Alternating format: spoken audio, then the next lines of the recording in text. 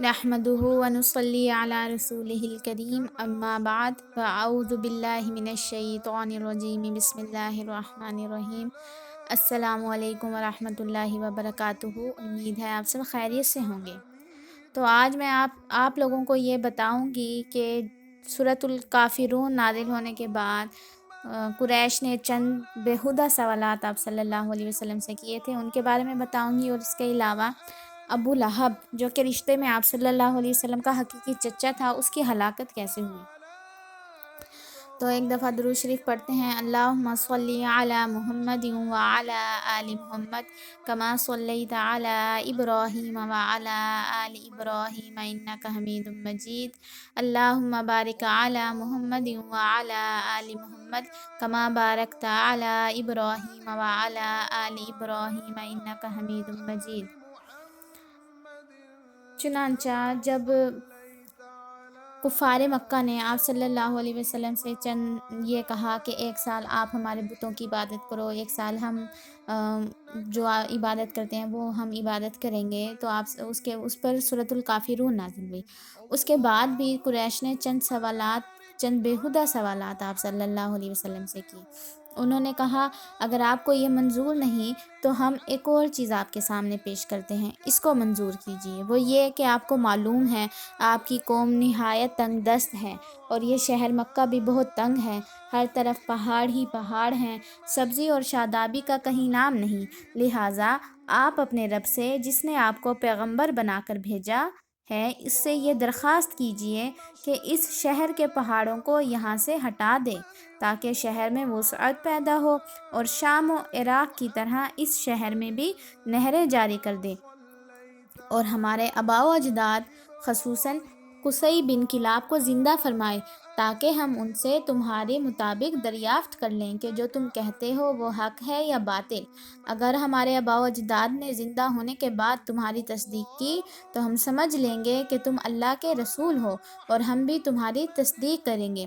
آپ صلی اللہ علیہ وسلم نے فرمایا میں اس لیے نہیں بھیجا گیا، خدا نے جو پیغام دے کر بھیجا تھا وہ تم تک پہنچا دیا، اگر تم اس کو قبول کرو تو تمہاری خوش نصیبی ہے، اور اگر نہ مانو تو میں صبر کروں گا یہاں تک کہ اللہ میرے اور تمہارے درمیان فیصلہ فرمائے۔ تو قریش نے کہا اچھا، اگر آپ صلی اللہ علیہ وسلم ہمارے لیے ایسا نہیں کر سکتے تو آپ صلی اللہ علیہ وسلم خدا سے اپنے لیے ہی دعا کیجئے کہ اللہ آسمان سے ایک فرشتہ نازل فرمائے اور آپ کی تصدیق کے لیے ہر جگہ آپ صلی اللہ علیہ وسلم کے ساتھ رہے۔ نیز اللہ تعالیٰ سے درخواست کیجئے کہ وہ آپ صلی اللہ علیہ وسلم کو باغات اور محلات اور سونے چاندی کے خزانے عطا فرمائے، جس سے آپ صلی اللہ علیہ وسلم کا شرف اور آپ صلی اللہ علیہ وسلم کی بزرگی معلوم ہو۔ ہم دیکھتے ہیں کہ ہماری طرح آپ صلی اللہ علیہ وسلم بھی طلب معاش کے لیے بازاروں میں جاتے ہیں۔ آپ صلی اللہ علیہ وسلم نے فرمایا اللہ تعالیٰ سے کبھی اس قسم کا سوال نہ کروں گا، میں اس لیے نہیں بھیجا گیا، میں تو بشیر اور نذیر بنا کر بھیجا گیا ہوں، تم اگر مانو تو تمہارے لیے دنیا اور آخرت کی سعادت ہے، اگر نہ مانو تو میں صبر کروں گا یہاں تک کہ اللہ میرے اور تمہارے درمیان فیصلہ فرمائے۔ قریش نے کہا اچھا، تم اللہ سے دعا مانگو کہ ہم پر کوئی عذاب نازل فرمائے۔ آپ صلی اللہ علیہ وسلم نے فرمایا اللہ کو اختیار ہے کہ تم پر عذاب نازل فرمائے یا مہلت دے۔ اس پر عبداللہ بن ابی امیہ کھڑا ہو گیا اور کہا اے محمد، آپ کی قوم نے اتنی باتیں آپ کے سامنے پیش کی مگر آپ نے ایک بات کو بھی منظور نہ کیا۔ اے محمد، خدا کی قسم اگر تم سیڑھی لگا کر آسمان پر بھی چڑھ جاؤ اور وہاں سے تم اپنی نبوت اور رسالت کا پروانہ لکھوا لاؤ اور 4 فرشتے بھی تمہارے ساتھ آئیں اور تمہاری نبوت کا علی الاعلان شہادت دیں تو میں تب بھی تمہاری تصدیق نہ کروں گا۔ آپ صلی اللہ علیہ وسلم مایوس ہو کر گھر تشریف لے آئے۔ تو یہ قریش کے چند بیہودہ سوالات تھے جن کا آپ صلی اللہ علیہ وسلم نے حکمت سے جواب دیا۔ تو ابو لہب جو ہے اس کی کنیت تھی، نام عبدالعزیٰ بن عبد المطلب تھا، رشتے میں رسول اللہ صلی اللہ علیہ وسلم کا حقیقی چچا تھا۔ سب سے پہلے جب رسول اللہ صلی اللہ علیہ وسلم نے قریش کو جمع کر کے اللہ کا پیغام پہنچایا تو ابو لہب نے ہی تکذیب کی اور کہا اللہ تجھ کو ہلاک کرے، کیا ہم کو اسی لیے جمع کیا تھا؟ اس پر سورۃ لہب نازل ہوئی۔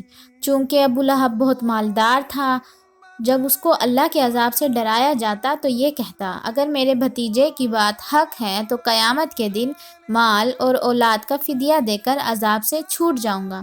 تو جو سورۃ لہب میں آیت ہے نا، ما اغنی عنہ مالہ وما کسب، یہ اسی بات کی طرف اشارہ ہے۔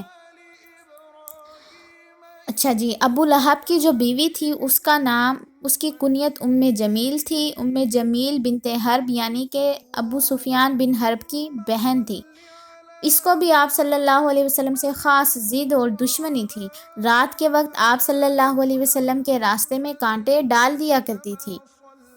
ایک روایت میں ہے، جب ام جمیل کو خبر ہوئی کہ میرے اور میرے شوہر کے بارے میں یہ صورت نازل ہوئی تو ایک پتھر لے کر آپ صلی اللہ علیہ وسلم کو مارنے کے لیے دوڑی۔ آپ صلی اللہ علیہ وسلم اور حضرت ابو بکر صدیق رضی اللہ تعالیٰ عنہ اس وقت مسجد حرام میں تشریف فرما تھے۔ ام جمیل جس وقت وہاں پہنچی تو اللہ تعالیٰ نے اس کی آنکھ پر ایسا پردہ ڈالا کہ صرف ابو بکر صدیق رضی اللہ تعالیٰ عنہ نظر آتے تھے، آپ صلی اللہ علیہ وسلم دکھائی نہ دیتے تھے۔ ام جمیل نے ابو بکر سے پوچھا کہ تمہارے ساتھی کہاں ہیں؟ مجھ کو معلوم ہوا ہے وہ میری مذمت کرتے ہیں، خدا کی قسم اگر اس وقت ان کو پاتی تو اس پتھر سے مارتی، خدا کی قسم میں بڑی شاعرہ ہوں۔ ایک اور روایت میں ہے کہ ابو بکر صدیق رضی اللہ تعالیٰ عنہ نے جب ام جمیل کو آپ صلی اللہ علیہ وسلم کی طرف آتے دیکھا تو عرض کیا، یا رسول اللہ صلی اللہ علیہ وسلم، ام جمیل سامنے سے آ رہی ہے، مجھے آپ صلی اللہ علیہ وسلم کا ڈر ہے۔ آپ صلی اللہ علیہ وسلم نے فرمایا، انہا لن ترانی، وہ مجھ کو ہرگز نہیں دیکھے گی، اور کچھ آیتیں قرآن کی آپ صلی اللہ علیہ وسلم نے تلاوت فرمائی۔ اور ایک اور روایت میں ہے، جب ام جمیل نے ابو بکر سے یہ کہا کہ تمہارے صاحب نے میری مذمت کی ہے تو ابو بکر صدیق رضی اللہ تعالیٰ عنہ نے کہا، ہرگز نہیں، قسم ہے رب کعبہ کی، وہ تو شعر کہنا جانتے ہی نہیں ہیں اور نہ شعر پڑھنا۔ تو ام جمیل نے کہا، تو ان کی تصدیق ہی کرنے والا ہے۔ جب ام جمیل چلی گئی تو ابو بکر صدیق رضی اللہ تعالیٰ عنہ نے کہا، یا رسول اللہ صلی اللہ علیہ وسلم، غالباً ام جمیل نے آپ صلی اللہ علیہ وسلم کو دیکھا نہیں۔ آپ صلی اللہ علیہ وسلم نے فرمایا، اس کے جانے تک ایک فرشتہ مجھ کو چھپا رہا تھا۔ واقعہ بدر کے 7 روز بعد ابو لہب کے ایک زہریلا دانہ نمودار ہوا۔ تو اب یہ ابو لہب کی ہلاکت کیسے ہوئی کہ جب غزوہ بدر کا واقعہ پیش آیا تھا اس کے 7 دن بعد ابو لہب کو ایک زہریلا دانہ نمودار ہوا اور اسی میں وہ ہلاک ہوا۔ گھر والوں نے اس اندیشے سے کہ اس کی بیماری ہم کو نہ لگ جائے اس کو ہاتھ تک نہ لگایا۔ اسی طرح 3 دن لاش پڑے پڑے سڑ گئی۔ آر اور بدنامی کے خیال سے چند حبشی مزدوروں کو بلا کر لاش اٹھوائی اور مزدوروں نے ایک گھڑا کھودا اور لکڑیوں سے دھکیل کر لاش کو اس گھڑے میں ڈال دیا اور مٹی اور پتھروں سے اس کو بھر دیا۔ یہ تو دنیا کی ذلت اور رسوائی ہوئی، اور آخرت کی رسوائی کا کیا ہی پوچھنا۔ تو ابو لہب کے 3 بیٹے تھے، عتبہ، معتب اور عتیبہ۔ دونوں جو پہلے والے ہیں وہ فتح مکہ میں مشرف با اسلام ہوئے، یعنی کہ عتبہ اور معتب جو تھے وہ فتح مکہ کے دن اسلام لے آئے تھے، اور عتیبہ جس نے ابو لہب کے کہنے سے آپ صلی اللہ علیہ وسلم کی صاحبزادی کو طلاق دی اور مزید اس پر گستاخی بھی کی کہ وہ آپ صلی اللہ علیہ وسلم کی بد دعا سے ہلاک ہوا۔ فتح مکہ کے دن آپ صلی اللہ علیہ وسلم نے حضرت عباس رضی اللہ تعالیٰ عنہ سے کہا، تمہارے بھتیجے عتبہ اور معتب کہاں ہیں؟ کہیں نظر نہیں آتے۔ حضرت عباس رضی اللہ تعالیٰ عنہ نے عرض کیا، یا رسول اللہ صلی اللہ علیہ وسلم، وہ کہیں روپوش ہو گئے ہیں۔ آپ صلی اللہ علیہ وسلم نے فرمایا، ان کو ڈھونڈ کر لاؤ۔ تلاش کیا تو میدان عرفات میں ملے۔ حضرت عباس رضی اللہ تعالیٰ عنہ دونوں کو لے کر آپ صلی اللہ علیہ وسلم کی خدمت میں حاضر ہوئے۔ آپ صلی اللہ علیہ وسلم نے اسلام پیش کیا تو فوراً ان دونوں نے اسلام قبول کیا اور آپ صلی اللہ علیہ وسلم کے ہاتھ پر بیعت کی۔ آپ صلی اللہ علیہ وسلم نے فرمایا، میں نے اپنے چچا کے ان دونوں بیٹوں کو اپنے پروردگار سے مانگا تھا تو اللہ نے مجھ کو یہ دونوں عطا فرمائے۔